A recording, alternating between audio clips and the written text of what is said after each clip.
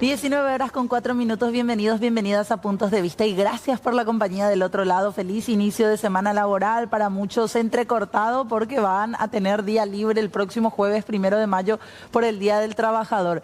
Tenemos muchas noticias que compartirles el día de hoy a todos ustedes, entre ellos lo que tiene que ver con un verdadero escándalo que se viene generando ya desde la semana pasada, cuando desde el Ministerio de Educación y Ciencias informaban que suspendían todo lo que tenía que ver con el proceso de admisión de personas aspirantes para los institutos de formación docente.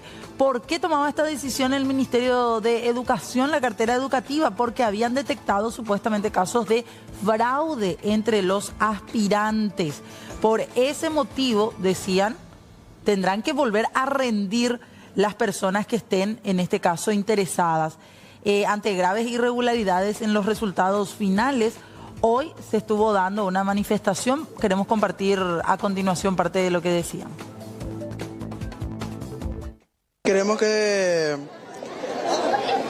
el examen para que se pueda anular, porque hay muchas madres, padres que dejan su casa para estudiar. Estuvieron en el cursillo, fueron 5 meses y queremos que justicia es lo que buscamos. El MES nos dijo que hay un fraude por el examen. ¿Ustedes dicen que eso no es cierto? No, no es cierto.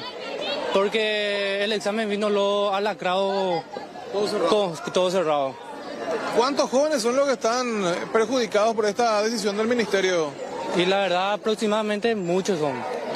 Muchos son los de Alto Paraná y los otros distritos y eso. Nosotros no queremos volver a rendir. Porque nosotros ya rendimos, ya pasamos todo y están cometiendo nos trataron de que hicimos fraude y nosotros nos capacitamos, nosotros tuvimos 3 meses de cursillo, nosotros somos del Instituto Dora Jiménez y nosotros no queremos volver a rendir. ¿Las denuncias que hizo el ministerio, presentó alguna prueba? No hay ninguna prueba, nosotros exigimos las pruebas porque nosotros no vamos a volver a rendir. ¿Cuántos jóvenes son más o menos los afectados por esta situación? Serían 2.300. ¿Y la decisión ya está tomada? ¿Ustedes tienen una nueva fecha de examen? Y según el ministerio dice que sería el 24 y nosotros no queremos volver a rendir. Sí. Ellos tenían máximo 72 horas para poder sacar y después de casi 22 días y ahí no está, no es así. Nosotros exigimos la prueba, nosotros no vamos a volver a rendir. ¿Ustedes tienen que volver a pagar todo de vuelta para volver a rendir? Y nosotros no vamos a pagar, nosotros no nos vamos a presentar. ¿Alguien del ministerio que haya salido a conversar con ustedes? No, todavía nadie. Y queremos saber cuál es la postura del Ministerio de Educación respecto a este tema y, por sobre todo, habiendo escuchado lo que decían estos jóvenes manifestantes, aspirantes, ellos a estos institutos de formación docente. Por eso queremos saludar al viceministro de Educación Superior, el doctor Federico Mora. ¿Cómo le va, viceministro? Gracias por atendernos. ¿Qué tal, Fernanda? ¿Cómo estás? Un saludo para vos y la audiencia. Un gusto realmente tenerlo del otro lado en este contacto. Queremos saber primeramente cuántos son los aspirantes, si podemos recordar, a los institutos de formación docente que se vieron afectados por esta anulación de exámenes.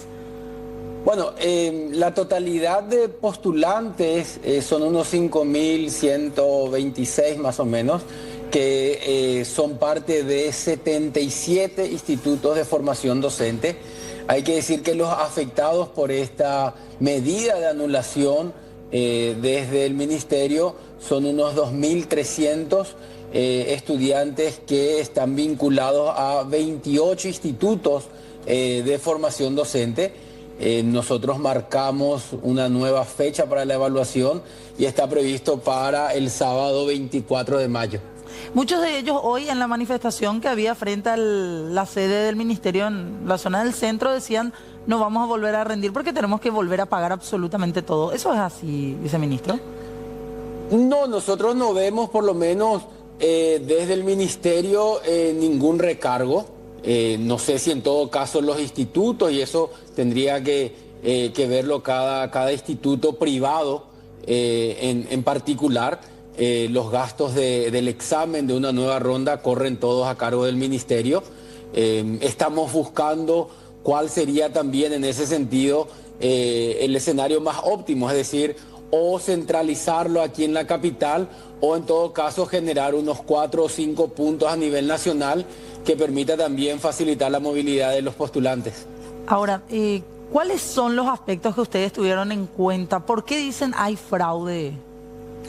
Bueno, cuando se hace la revisión por parte del Centro Nacional de Computación de la Universidad Nacional de Asunción, se identifican patrones. ¿Qué significa esto? Nosotros tenemos 60 preguntas, 20 de comprensión lectora, 20 de matemáticas y 20 de guaraní, con selección múltiple de 5 opciones. Y este es un dato muy importante, 5 opciones. Entonces lo que encontramos es que por una parte están los estudiantes donde no encontramos un patrón de comportamiento, y eso básicamente pasa a ser como un rompecabezas desarmado.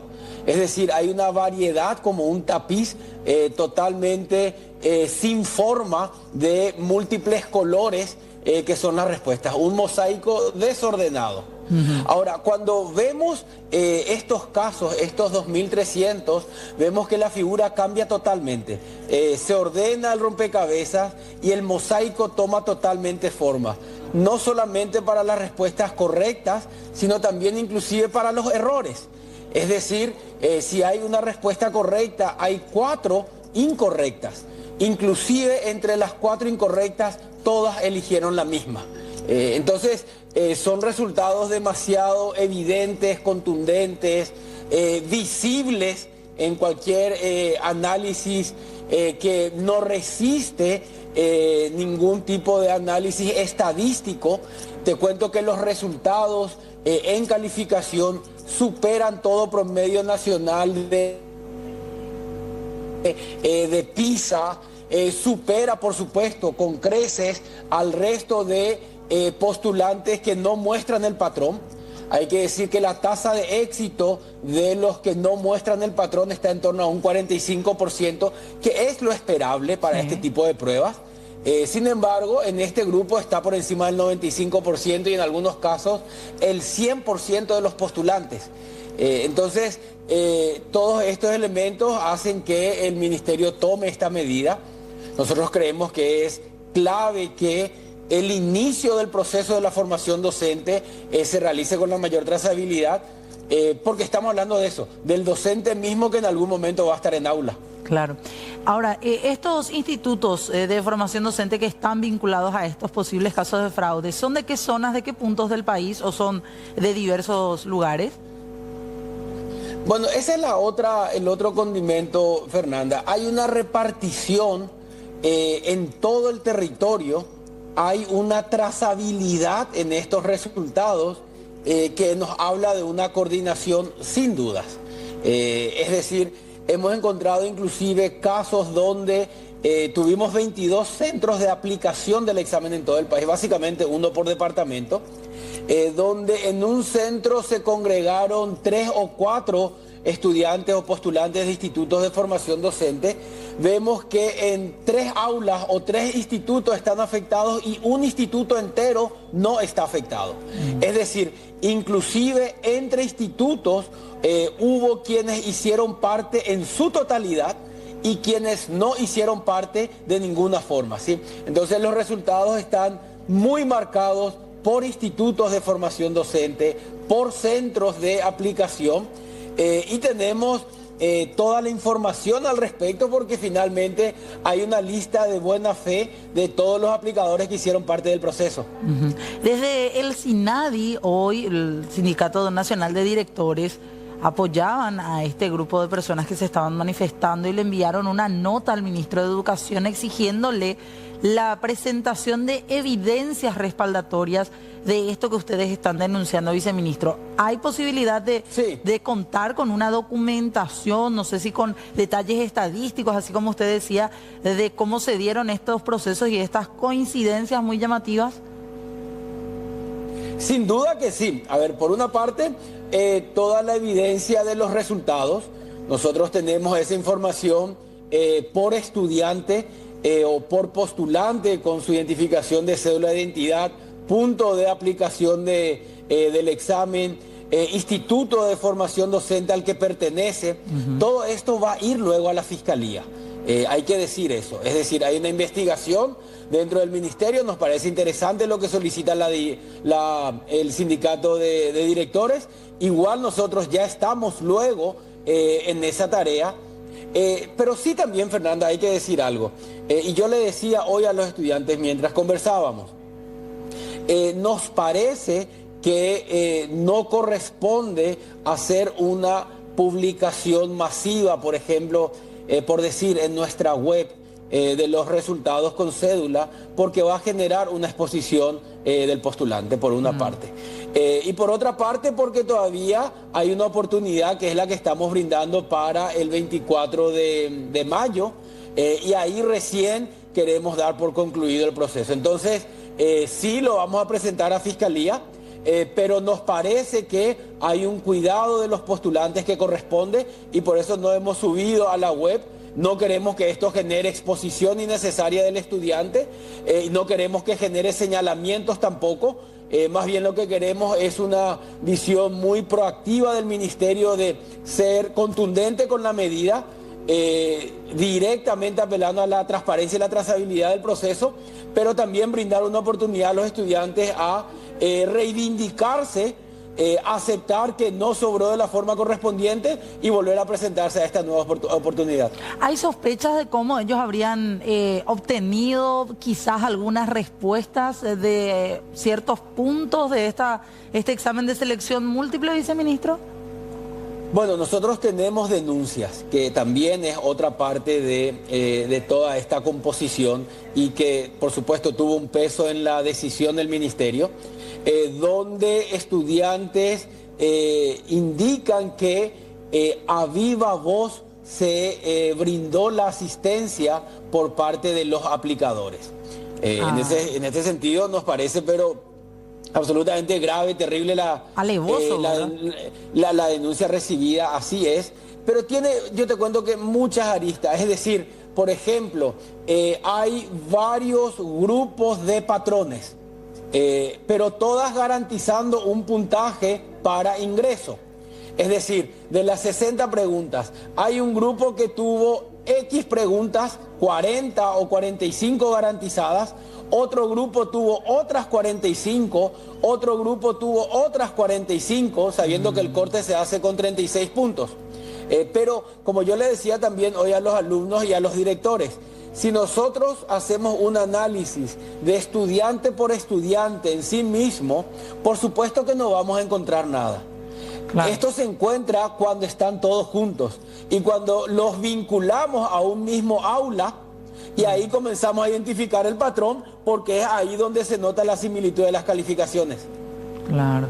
Y sobre ese punto en particular, hay toda una investigación, un trabajo de hormiga que se deberá hacer, pero yo consulto, viceministro, ¿no hay posibilidad de hacer por lo menos un corte cuidando la no exposición de ese alumno, como usted decía, pero hacer un corte y por lo menos presentar un par de pruebas sin exponer los nombres de los alumnos, para generarle más transparencia nomás al proceso también, digo?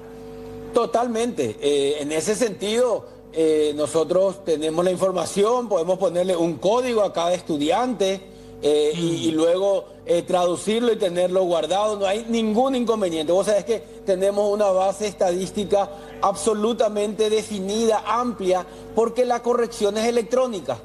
Entonces, claro, la corrección genera los datos de forma automática y ya sistematizado. Ya en planilla, como se dice, no es que aquí hay un proceso donde se cargó mano o en mano uno por uno cada dato, sino que el sistema los fue acumulando a partir de que la corrección son con estas máquinas del Centro Nacional de Computación de la Universidad Nacional de Asunción. Algunos de los postulantes que hablaban con nosotros decían es imposible que haya habido fraude porque frente a nosotros se abren los sobres, no hay posibilidad de que nosotros tuviéramos las respuestas en un momento anterior a ingresar para el examen. Bueno, sí, nosotros coincidimos en que el proceso de llegada de las pruebas tuvo un mecanismo de seguridad muy elevado. Por eso te decía, ahora sí también tenemos denuncias de cuadernillos que fueron extraviados Una hipótesis, y es lo que tiene que ir a la investigación, es que se contestó teniendo un equipo para eso y que de ahí se comenzó a circular ya entre los aplicadores posiblemente las respuestas, quienes a viva voz fueron dictando, y estamos hablando, Fernanda, de una llegada a 13 de los 22 puntos de aplicación, donde por lo menos 200 aulas fueron visitadas y muestran estos patrones. Entonces, no es una organización menor la que se vio, y lastimosamente tiene patrones muy marcados de institutos de formación docente vinculados. Es más, por decirte, hay un caso donde de un mismo instituto de formación docente que tuvo estudiantes en 2 diferentes centros de aplicación, en un centro de aplicación donde todos tuvieron patrón, aprobó el 100%, pero en el otro donde no aprobó ninguno. No. Sí. Entonces, los cruces y entrar en el detalle, lo único que hace es brindar más fortaleza a la decisión que hemos tomado. Claro. ¿Ellos pasaron por un proceso previo de revisión de exámenes o directamente fue la anulación? No, se hizo todo el proceso. Hay que decir, aquí el mecanismo es similar al que utiliza las becas Gobierno del Paraguay. Se hace una corrección electrónica, hay unas 24 horas de tachas y reclamos, luego hay una revisión nuevamente de las tachas realizadas. Muchos nos reclaman por qué tardamos 20 días en dar los resultados. Y tardamos los 20 días porque no queríamos equivocarnos en una decisión tan importante. Entonces hicimos absolutamente todos los cruces de datos estadísticos de revisión. Pedimos un peritaje a ver si era estadísticamente posible o no este tipo de resultados. Claro, y más todavía porque estamos hablando de una importantísima cantidad de personas, más de 2.000 que van a tener que volver a rendir y sobre quienes pesa nada más y nada menos esta situación, esta denuncia de fraude. Ahora, los aplicadores, viceministro, para ir cerrando nomás, ¿son personas que dependen del Ministerio de Educación? ¿Son de los institutos de formación? Son de los institutos. Y yo creo que ahí es donde se da esta situación. Hay que decir, Fernanda, el ministerio dio al lugar a que los aplicadores sean del ministerio por solicitud de los institutos de participar y hacer un trabajo conjunto. ¿Y ellos van a ser investigados? Ellos van a ser investigados. Tenemos el nombre listado, presentado por cada instituto de formación docente, vinculado a cada centro de aplicación y a cada aula. Es decir, en términos de documentación del proceso, hay una trazabilidad y una gran cantidad de información que vamos a pasar para la investigación. Ok, 24 de mayo, entonces, no importa lo que hayan dicho hoy algunos que se estaban manifestando, el 24 se vuelve a rendir sí o sí. Acá hay una invitación, Fernanda, de nuestra parte a que haya una preparación. Quedan 4 semanas para el 24, 3-4 semanas. Creemos que hay una oportunidad de reivindicar una postura inicial.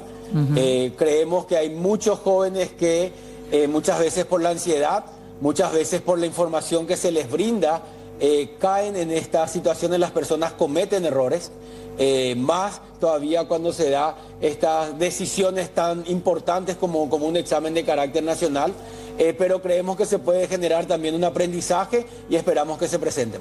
Bueno, viceministro, muchas gracias por su atención, por esta entrevista también. Vamos a estar expectantes a lo que ocurra en las próximas semanas. Dale, pues, gracias, Fernanda, un saludo a vos y a la audiencia, hasta luego. Gracias, hasta luego. Federico Mora, viceministro de Educación Superior, hablándonos sobre esto. 24 de mayo volverán a rendir más de 2.000 personas que estaban siendo postulantes, todavía no docentes, a estos cursos de formación docentes en distintos institutos de nuestro país, sobre quienes pesan nada más y nada menos denuncias de supuesto fraude que habrían cometido para hacerse con casi el total de puntos, si no el total de puntos, luego en algunos casos en distintos lugares de nuestro país. Tenemos que hacer una breve pausa, ya volvemos. Seguimos compartiendo con ustedes más noticias. Hoy el presidente del Congreso, Basilio Núñez, estuvo recibiendo a familiares del fallecido diputado Eulalio Lalo Gómez en el Congreso Nacional. Acudieron, quienes vemos en las imágenes, por una parte Joana Rodríguez, la viuda de Gómez, y su hija Larisa Gómez. Además, estuvo presente también el abogado de la familia, Oscar Tuma.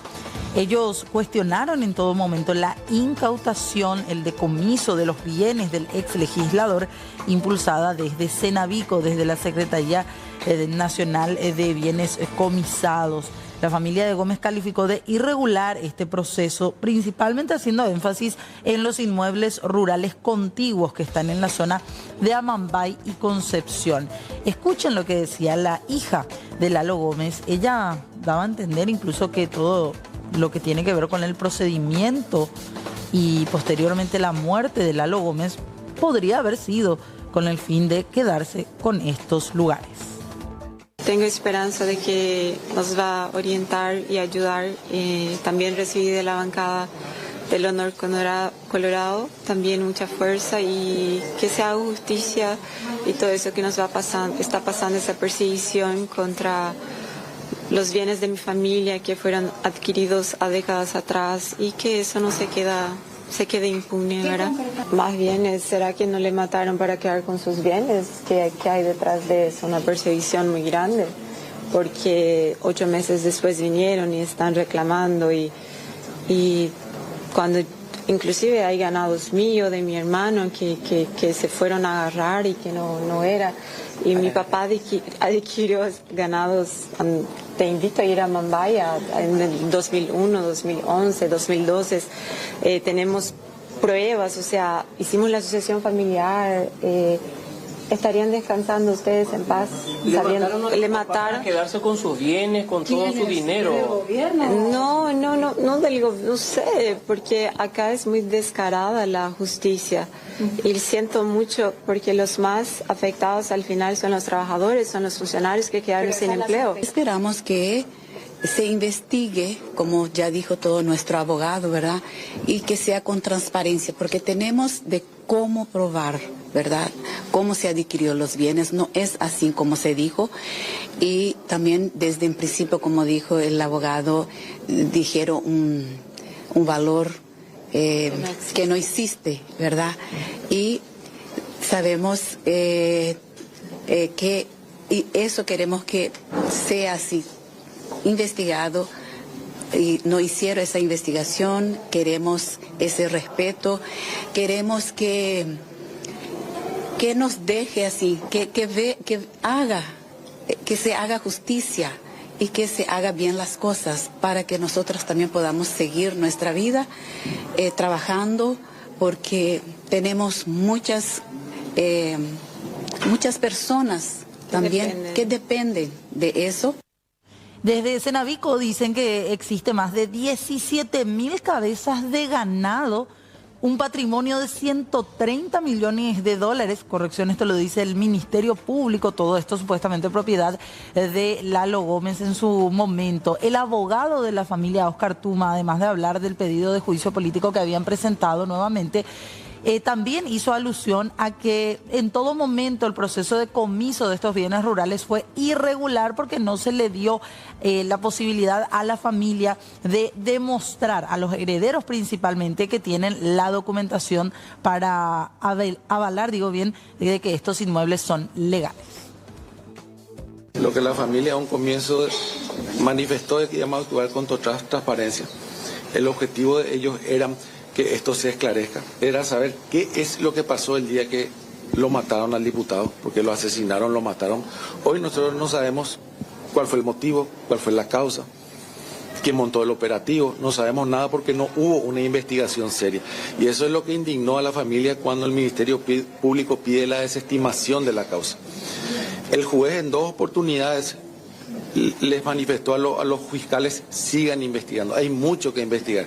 Y a pesar de ello, ellos pidieron la desestimación. Y eso fue la gota que colmó el vaso, como se dice. Y el pedido de juicio político es justamente por esa inacción por parte del Ministerio Público. ¿Por qué? Porque los propios fiscales de Pedro Juan Caballero nos decían que la instrucción que iba desde Asunción era que la causa se desestime, que no exista imputación. El fiscal general había dicho que esto es un pedido del crimen organizado, el pedido de juicio político que presentan ustedes. Y yo creo que si el fiscal general tiene una prueba de eso, sería bueno que muestre. Yo más bien creo que fue una charlatanería de él en un grupo de WhatsApp, como si fuera un colegial y no un docente fiscal general del Estado con todos los pergaminos que tiene, ¿verdad? Nosotros hicimos nuestra parte, nosotros respetamos. Nosotros sabemos que la decisión que se toma acá es política. Los familiares saben eso.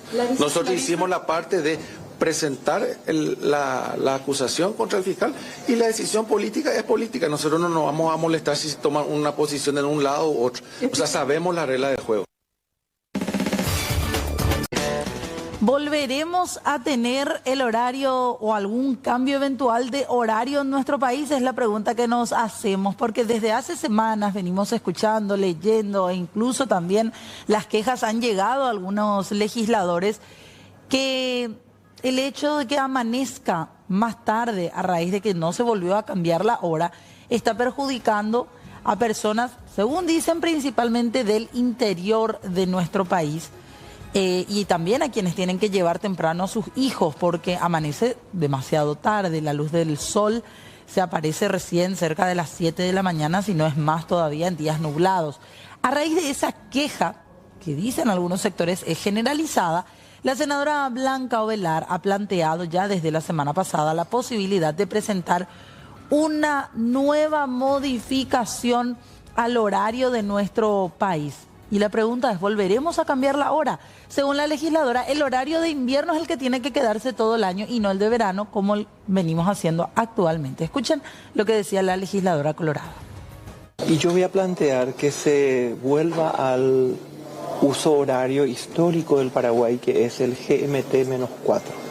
Eso significa que estamos a 4 horas de Greenwich, distribuye mejor la claridad y la oscuridad en nuestro sistema, y sobre todo eso se evidencia con mayor rigor en el invierno. Los fanáticos del horario de verano yo creo que podemos seguir manteniendo en el verano, porque el GMT-3 es tolerable en verano, porque el día tiene 14 horas de luz solar. En verano el día en Paraguay dura 14 horas y en invierno menos de 11. Entonces, esa situación que restringe la cantidad de luz solar afecta con el uso horario GM3, que nunca fue el uso horario de Paraguay, desde luego, afecta tremendamente la actividad de la gente, la movilización de las personas para sus trabajos, para ir a la escuela. Eso se ve tremendamente afectado. Y eso es realmente algo que es inocultable. Tenemos que rendirnos ante la evidencia. Siempre va a haber personas a favor y en contra, pero la legislación se hace en función al sentido común y en función también a un sentido de humanidad y de comprensión de la realidad social de la gente. El problema de la inseguridad es en todas las horas en nuestro país, pero la sensación es mayor en la oscuridad y la movilización mayoritaria de la población para encarar sus actividades es a la mañana. Decía la senadora, hay posturas a favor y en contra. Lo cierto y lo concreto es que no se puede estar legislando de acuerdo a lo que dice un grupo nada más y después no querer volver a cambiar o volver a hacerlo porque otro grupo estaba en desacuerdo. Lo cierto y concreto es que esta legislación, esta ley está en vigencia desde octubre del 2024 y tiene que permanecer vigente por lo menos un año, hasta un año después de su promulgación. Es decir, recién desde octubre en adelante podríamos hablar de una nueva modificación. Algunos hablan de cuál será la técnica, si se va a derogar la ley actual que hace que solamente el horario de verano prevalezca todo el año en el Paraguay, o se va a trabajar en alguna modificación. Veremos qué es lo que ocurre, porque aquí hay una realidad. Todas las actividades en nuestro país empiezan, o la gran mayoría de ellos, el 90%, por qué no decir, empiezan a las 7 de la mañana. Es decir, todos se ven obligados a ingresar a la misma hora. Hay una ley de horario escalonado, por ejemplo, que no se cumple. Niños son obligados a despertarse con horario de verano o de invierno muy temprano. Y lo que proponen ahora, en ese caso en particular, es que el Ministerio de Educación haga que los niños entren media hora más tarde a las instituciones educativas. Escuchen lo que decía la senadora Lizarela Valiente. Siento que está polarizada la sociedad en cuanto a esto, porque estuve yo particularmente haciendo un sondeo y me dicen que prefieren que sus hijos lleguen. El horario de la tarde de la escuela termina a 5:30, 6 de la tarde. Y en el horario anterior, o sea, en el que era de invierno, ya llegaban y ya era muy oscuro. Entonces que prefieren mucho más que lleguen cuando está todavía la luz del sol. Si bien se sale con un poco de oscuridad, la claridad ya estaba a punto de llegar, ¿verdad? Entonces siempre me dicen que es mejor que a la tardecita lleguen todavía con la luz del sol. No quiero adelantarme, pero estábamos eventualmente viendo la posibilidad de que el horario comience un poco media hora después la entrada, y esa va a ser la diferencia. Es bien sabido que vos salís 5 minutos antes o después y hace la diferencia cuando salimos de nuestros hogares, y eso es lo que voy a plantear. Con una mesa de trabajo vamos a invitarles al ministro, a Luis Ramírez, y vamos a eventualmente plantear que media hora después comience la entrada de la mañana, 7:30. Reiteramos, no se puede hablar de ningún cambio a la ley todavía en estos meses. Se tiene que cumplir primeramente un año de que haya entrado en vigencia. Eso sería recién en octubre de este año. Veremos qué es lo que ocurre, porque aquí hay completamente opiniones divididas y no se puede estar cambiando y cambiando la ley solamente porque a un grupo le gusta, a otro grupo no, y posteriormente el año que viene volvemos a hacerlo así. Veremos qué es lo que ocurre en este sentido. Cambiamos de tema, queremos hablar del programa Hambre Cero. Están hablando nuevamente de realizar verificaciones, de extender por sobre todo los controles al interior de nuestro país. El Ministerio de Trabajo, encabezado por la ministra Mónica Recalde, anunció la extensión de las verificaciones laborales por sobre todo al interior del país en el marco del programa Hambre Cero, porque hasta ahora se logró la formalización de más de 17.000 trabajadores formales, en este caso con un aumento del 144% en el número de formalización. El programa, que opera con más de 7.000 escuelas, exige que las empresas cumplan con obligaciones como registrar a sus empleados en el IPS, respetar los horarios y pagar salarios conforme al contrato. Inicialmente las inspecciones se realizaron en Capital Central y Presidente Hayes, detectándose diversas irregularidades. Se estima que el programa involucra entre 22.000 y 23.000 trabajadores, por lo que todavía queda formalizar a unos 4.000. La ministra destacó que ya cuentan con una hoja de ruta coordinada con las gobernaciones para continuar los controles, recordando que el cumplimiento es obligatorio dado que se está utilizando fondos públicos. Por lo tanto, para pagarle a los trabajadores de las diversas empresas que distribuyen los alimentos, tiene que ser a través de las vías formales.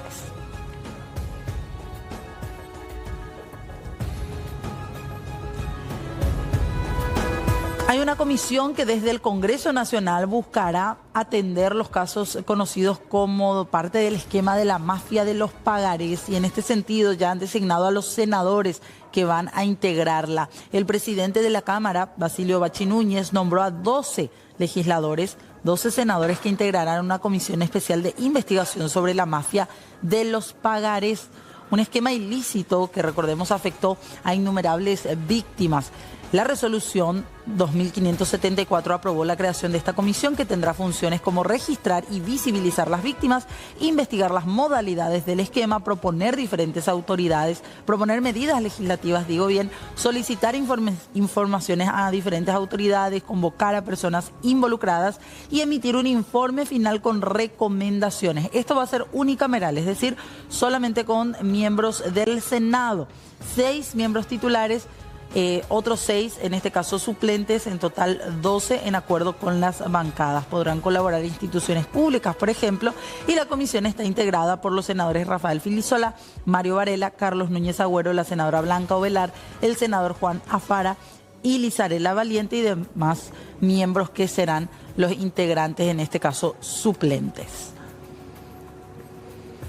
19:49, nosotros vamos cerrando puntos de vista, pero quédense en la señal de C9N porque a continuación se viene Ñan de Franja, el programa que ven obviamente y del cual van a estar todos los olimpistas atentos y atentas. Vamos rápidamente cerrando, será hasta mañana, chao, chao.